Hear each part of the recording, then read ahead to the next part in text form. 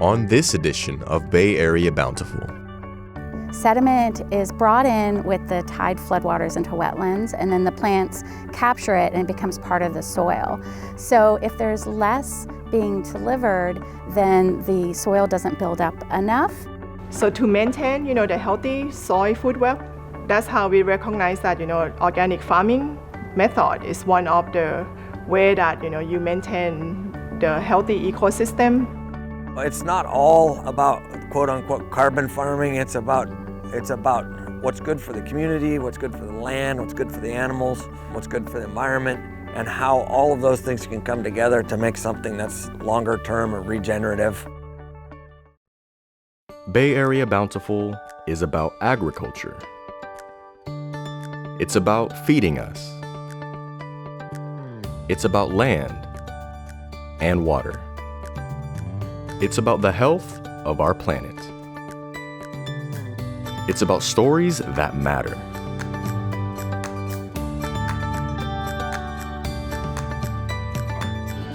Bay Area Bountiful. Cultivate, celebrate, connect. Bay Area Bountiful is made possible in part by Rocky the free-range chicken and Rosie the original organic chicken. The Sonoma County Agricultural Preservation and Open Space District, Made Local Magazine and Sonoma County Go Local, and through the generous support of Sonoma Water. So much of life on Earth begins with soil. Soil is where we grow our food. It's what makes up the land, and it's teeming with activity, above and below ground. In the tidal marshes at San Pablo Bay National Wildlife Refuge, scientists Karen Thorne and Chase Freeman study how quickly sediment accumulates in the marshland over time. They use a surface elevation table, a device that measures elevation change to track soil buildup. It's really important to monitor what the wetlands are doing because we want to know, are the soils building so they can keep pace with sea level rise, meaning that they can build their elevations at the same rate that they get flooded with the oceans. But if the oceans rise too quickly, then things start to submerge or get drowned. And so we can measure how much the soil is building, how much the plants are growing, both above and below ground. And these wetlands are really important because they provide habitat for endangered plants and animals and birds. And they also provide flood protection. So during storms or high tides in San Francisco Bay, they can absorb that water like a sponge and really prevent our highways and roads and towns from getting flooded. So they're a very important part of the estuary. The U.S. Geological Survey installed 4 surface elevation tables at the refuge in 2013. Karen and Chase take new measurements periodically to monitor any changes.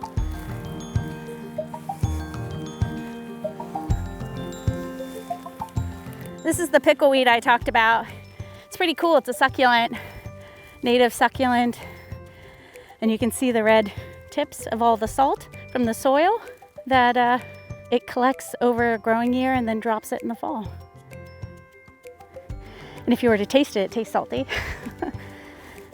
The surface elevation tables is a really common approach. So we have them, like we have some in the Petaluma River and the San Francisco Bay Delta, farther upriver. But they're also all over the world, throughout the United States and really just globally. So it's a standard approach that people all over the world can be, oh, I was so articulate. No, that people can use everywhere, and it's all comparable because we're doing the same thing. What? Check in your pockets, what are you missing? I was looking for my mask. I think I got everything. This shows the 4 corners of the plot.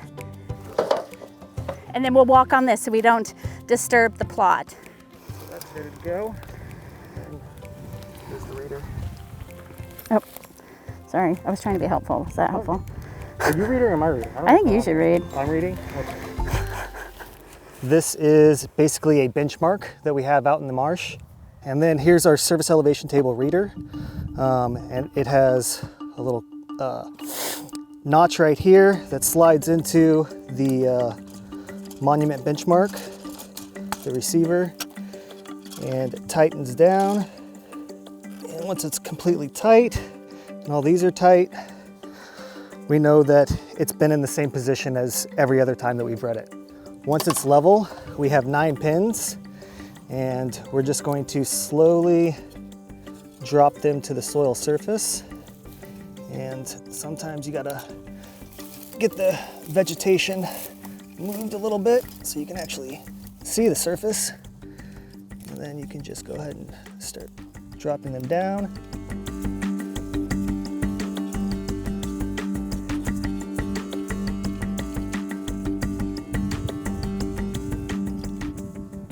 Okay, so now that all the pins are down, we are going to measure from the arm of the reader to the top of the pin. We'll be able to look at that measurement over time. If it's going up, measurement's getting bigger, then we know that the marsh is moving upwards. If the measurement's going down, we know the marsh is moving downwards. So pin 1 is 225. 229,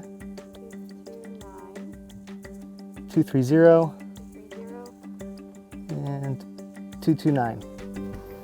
So we were here in November of 2020, and based on his measurements, they've gone up. So we've gained elevation, or the wetland has built with sediment since then. So that's good news. Sediment is brought in from the rivers from our delta and also from the tides from the ocean, and it gets brought in with the tide floodwaters into wetlands, and then the plants capture it and it becomes part of the soil. So if there's less being delivered, then the soil doesn't build up enough, so it's flooded underwater too much in a day. So the plants out here are adapted to being flooded, but if they get flooded too much, they will die back and get stressed out. And so this is a pretty natural but complicated process, but you know, nature has been dynamic and responded to sea level rise over time. Just the question is how fast it's currently happening and if our wetlands can build up fast enough to kind of keep pace with that. Each set has 4 corners. We have the A corner, B corner, C, and D. The A, B, and C have feldspar marker horizons, and feldspar is basically just a clay that hardens when wet, and as sediment gets brought into the marsh, it'll basically accrete onto that feldspar marker horizon, and then when we take a plug, we can measure the accretion above that marker horizon, which then relates to the elevation change that we're measuring with the pins. So this is the B corner feldspar marker horizon for this set. And if you come down here, basically what we did was we put out feldspar powder between these 4 posts, and over time you can see sediment has come in, but also this biomass has also broken down and become part of the surface. So what we're going to do is we're going to move some of that away, and we are going to cut a little bit of a plug out of here so that we can measure the feldspar layer.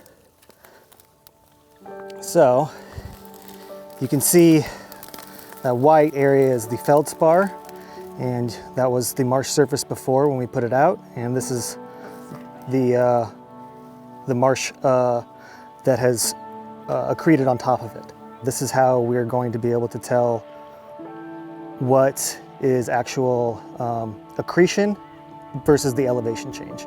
It's important to know both of those, have both of those measurements, and basically be able to tell what is above ground and what's below ground surface movement.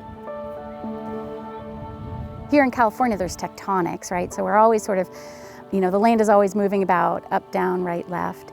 But there's also sinking or land subsidence where we have lost elevations of the land because of land use or some other reason, water extraction or something. So when the land is sinking, what it requires is that wetland to build its elevation even faster. So it has to accommodate the rising sea levels, but also the sinking of the lands. So it's actually something we call relative sea level rise, which means it's a local rate because of sinking land and rising seas together. It's an important thing to understand because right now most of our wetlands are keeping pace with sea level rise, but the current projections are that it's going to continue to increase over time, and so kind of tracking how things are doing out here is really important. While scientists studying marshlands are examining soil accumulation, certified master gardeners in California are looking very closely at soil content. Though each receive a minimum of 50 hours of training, Sajima's Mint Pasakti's credentials go way beyond that. So we are part of University of California Cooperative Extension, or the UCCE.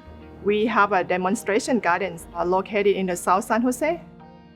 We have open house throughout the years. Our program educates the public about how to become a better gardener. So gardening is not only get successful garden products, right, but also be able to garden with environmental friendly way that minimize the impact to environment. I came here as a graduate student and I went to UC Santa Cruz for my PhD. And my research was on soil fertility management and agroecology. Studying soil fertility and agroecology led Mint to learn more about what would become her passion, the soil food web. Soil food web is an amazing world that beneath us. So the complexity and the interconnection among those microorganisms is actually giving us a healthy soil. And just to give you an idea, 1 teaspoon of healthy soil has about 1 billion microorganisms. So it can be that many that you need the microscopic level to look into it. The soil food web is a model that helps explain complex biological activity in soil. Healthy plants stay healthy when a key list of nutrients and organisms are present in their soil. We define soil food web as an interconnection of living things that some of them you can see with naked eye, and some of them you need to look under microscope. One organism consume another, all these nutrients that released, it will become the important nutrient that feeding back to the plants. That's how we keep healthy plants that way. Mint is one of many proponents of the soil food web. Another is Margaret Lloyd. Everything grows out of the soil. It's where all the nutrients come from. That is where nutrient exchange happens. It's where the soil microbes get their food and where the soil microbes really thrive. So it's really the foundation for agriculture. In this drama, each actor plays a specific role. Bacteria is a microscopic single-cell organism that they are also an important member of the soil food web. So you see, we call nodule, this little dot. So this is where the bacteria, be able to bring the nitrogen from the air and store, in the soil. And then that's how the plant keep growing bigger and bigger without additional fertilizer, Rhizobium bacteria. So that's one group of them. Another member of soil food web is protozoa, and they are actually animals, include amoebas. For example, the earthworm would eat them. So they become, earthworm food. And when earthworm excrete the worm casting, because they are actually contribute to, giving nitrogen to the soil. So most of us would recognize fungi, is part of the mushroom family. So fungi is neither plant nor animal. So they are their unique group of living organisms. They help with decomposition process. What they do is they turn, the fresh fruit or veggies to be the rotten fruit and veggies, so the plant can use that as a part of the growing process.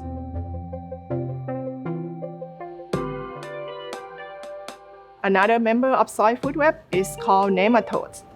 And some of you might recognize them as they kind of look like little worm. It's actually very hard to see with naked eye. Sometimes you can kind of spot them, but there are also beneficial nematodes and also bad nematode or bad guys. So the next member of the soil food web is arthropods. Arthropods, also known as bugs. This group, you will be able to identify them, with naked eyes. As a little kid called lollipolly, which is a pillbox. And then this tiny spider that also live in the soil, so they are also part of this group as well. They consume the organic material, and when they excrete, that become a nutrients for the plants. We recognize earthworm. There are several species out there. So they are part of the decomposing organism that maintain the healthy soil biology. And they do that thing on the soil surface. They're consuming the organic material on the soil surface and turn that into the nutrient that would feed the plant. And worm casting are having about 4 times higher nitrogen content than regular compost. All of these organisms, from the microbes to the earthworms to the ground-dwelling beetles, they're all working in this web of life. And above ground, you have things like birds eating insects and worms from the soil. They're moving nutrients around in a cycle. If you want to see beautiful flowers or big tomatoes, you need to have those soil food web members living out there. I like to share my knowledge with the public, and I love to garden myself. As a scientist, I love to talk about things that scientific support.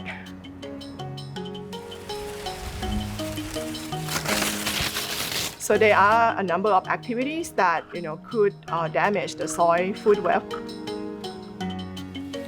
Adding chemical-based fertilizer, so you have to be careful with that.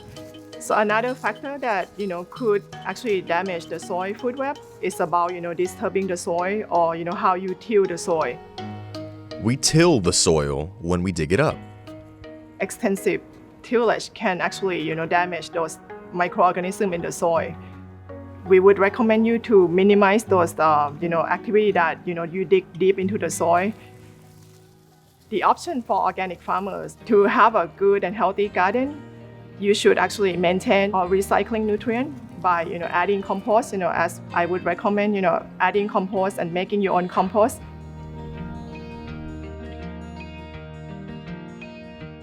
Compost is the perfect addition to promote diversity in the soil food web. Biodiversity is key because we need to recruit all of the roles and benefits of all these different microbes.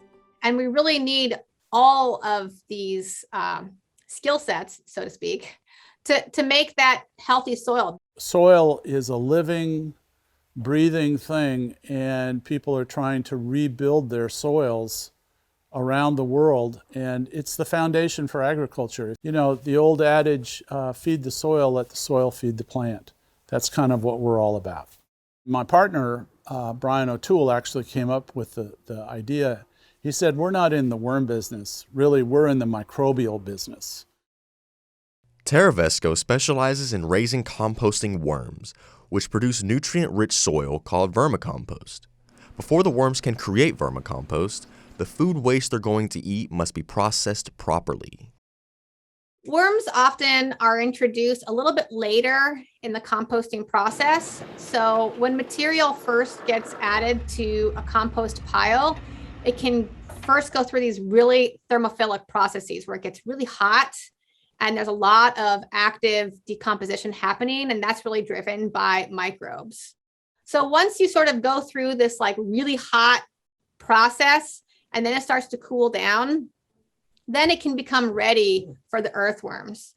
So most compost stops after that first phase.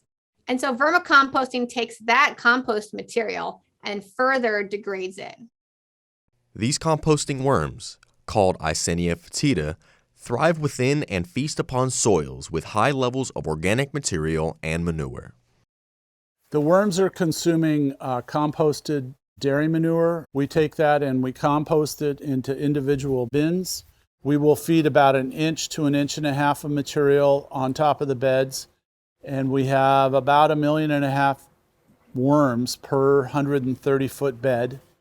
So they're turning that compost into vermicompost. And what comes out the bottom of the bed is a finished material, much more finished than what goes into the bed. Those beds are alive. We did a test, 528 different microbial species come out in our vermicompost. So there's a lot of life down there. West Marin Compost is also in the microbial business. They produce high quality and fertile compost full of life. When we apply compost to the soil, we're actually applying microbes. There are millions and billions and trillions, depending on the quantity of compost, of living organisms in the compost. Compost is important for a number of reasons. It feeds soil microbes, it jump-starts the soil, creates a state change in soil so the microbes are healthy, therefore the plants are healthy, they photosynthesize more, they create healthier food, more nutrient-dense foods. Not only does compost benefit plant life and the quality of produce, it can also be a tool to capture atmospheric carbon and store it in the soil. Compost can facilitate carbon sequestration in our rangelands in ways that we didn't imagine. The incredible piece is that it creates this state change in the soil. All the activity, the living activity in the soil comes alive and the plants begin to thrive. So as the plants thrive and they're photosynthesizing more, they're bringing more soil carbon in and they're sequestering more carbon. West Marin Compost provides UC Berkeley's Silver Lab with compost to assist in the university's research on emissions, soil health, and carbon sequestration. So our compost is actually being delivered throughout the state and being tested in different climates and different soils so that we really are getting some very interesting data about the benefits of compost.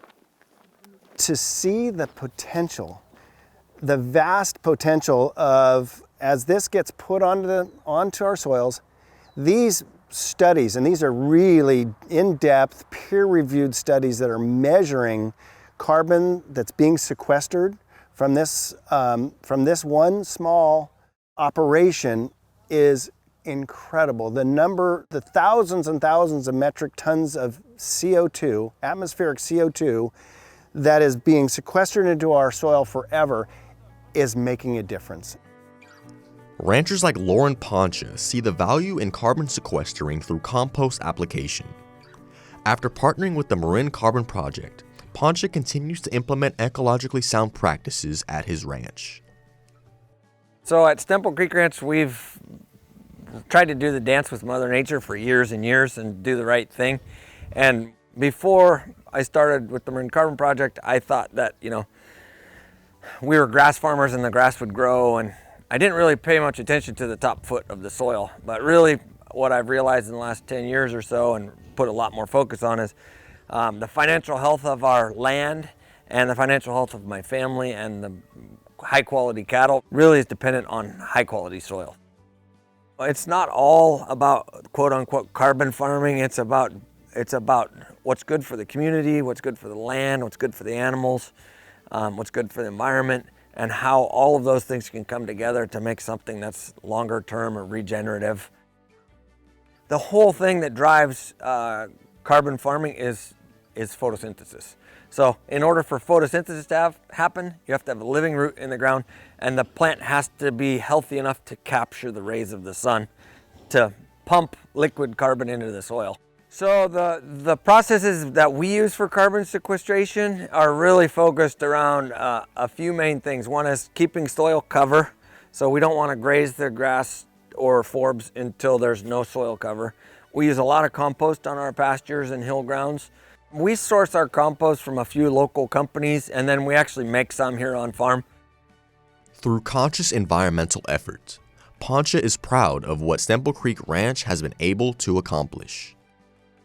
I'd say the most rewarding part about carbon farming is seeing the cycle of life and watching how much forage and how much biodiversity we grow here on the ranch when the seasons are right, and actually seeing positive results and seeing that dark, chocolatey, beautiful, healthy soil layer, knowing that our management and the practices that we're doing are actually helping create more of that. Because it's not real easy to see CO2 coming from the atmosphere and storing it in the soil. It's not easy to see. It's not even easy to measure.